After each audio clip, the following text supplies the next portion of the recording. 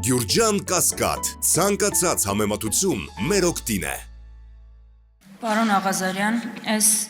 աշոտների, սլավիկների, աշոտիկների, արամների մեջ կորուման կարևոր դրվագներ։ Դուք բազմաթիվ հարցազրույցներում հայտարարել եք հրապարակային, որ մանդատը վայր դնելու համար ձեր վրա գործադրվել են ճնշումներ։ Հիմա հարցս ուղիղ է ու հստակ է։ Առաջին, հաստատում եք այդ փաստը այստեղից, որ մանդատը վայր դնելու համար ձեր վրա գործադրվել են ճնշումներ։ Երկրորդը, եթե հաստատում եք, խնդրում եմ ասել ազգային ժողովից, քննչականից, դատախազությունից, գուցե այլ ուժայիններից, ընդհանրապես, որ կառույցից, ովքեր են ձեզ հետ հանդիպել, ինչ ճնշումների մասին է խոսքը, ինչ են ասել։ Դե նոյեմբեր, անցած տարվա նոյեմբեր, դեկտեմբեր ամիսներին, հիմնականում նոյեմբեր, կարելի է ասել, այո, ես ենթարկվել եմ ճնշումների եւ շատ լուրջ ճնշումների, ընդ որում դուք բոլորդ էլ գիտեք, որ իմ հեռախոսը քննիչը վերցրեց եւ ասենք կատարեց ինչ-որ էլեկտրոնային խոզարկություն։ Ես մի առիթով, ոչ թե մի առիթով, մեկ-երկու անգամ ասել եմ, որ եթե ազգային անվտանգության հետ կապված, պետական անվտանգության հետ կապված որևէ խնդրի հետ կապված առնչվող, որևէ փաստաթուղթ, որևէ ապացույց հանդիսացող գործիք, որևէ, չգիտեմ, էլեմենտ կհայտնաբերեն իմ գրպանից, իմ անկողնուց, իմ էլ չգիտեմ որտեղից, ես խնդիր չունեմ, ես օքեյ եմ, եթե դա վերաբերում է պետական անվտանգությանը, բայց եթե իմ հեռախոսը վերցնում են եւ այնտեղ կարդում են իմ եւ որևէ մեկի տղամարդ թեկին անձնական նամակագրությունը եւ սպառնում են, որ կտանք ձեր կնոջը, կտանք ձեր տղաներին, կհրապարակենք, ես եմ ավելի անբարոյական, թե տանողները, դա ճնշում չի։ Եթե ես իմանայի, հալա շնորհակալ եմ, որ քաղաքացիական պայմանագիր խմբակցության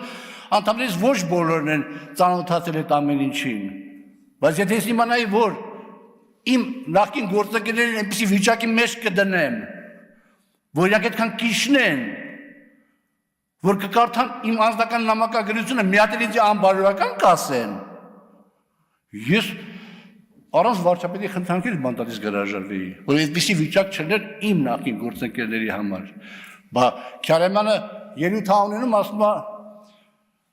երկու հոգի զանգել են, ասում են, որ սենց է ձեր տղայի գործով։ Ես ասում եմ անուններ հրապարակեք, մանդատս վայր դնեմ, հրապարակավ ասում եմ, անուններ չեք հրապարակի, վիրավորական խոսքեր եմ ասում։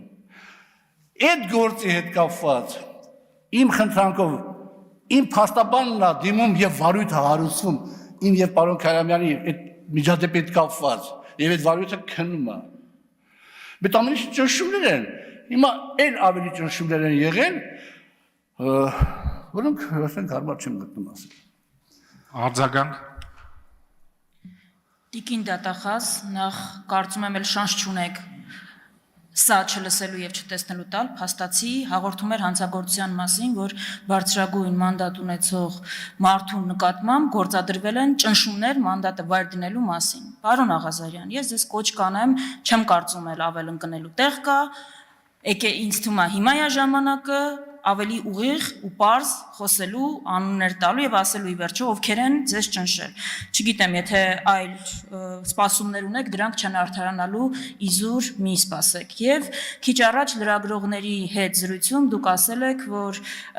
հիմա ինչ որ կատարվում է, դրա պատճառը Նիկոլ Փաշինյանին մերժելն էր։ Մենք գիտենք մի դրվագ, որ մերժել եք մանդատը վայր դնել։ Հարցս հետեւյալն է. այլ որևէ հարցով Նիկոլ Փաշինյանին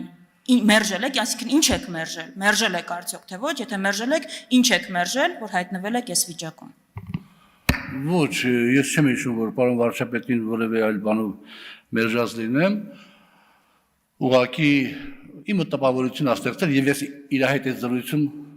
ասել եմ, առանձին զրույցում ասել եմ այդ մասին, իմը տպավորություն ստեղծել, որ վերջի ժամանակներս իր վերաբերմունքը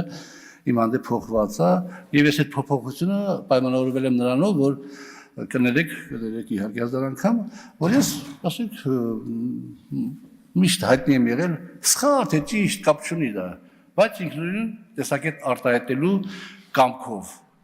Եվ ես դա միշտ արել եմ իմ հասկանալով նորից հանուն թիմի, հանուն պետականության։ Կարող է սխալվել եմ, բան չեմ ասում, բայց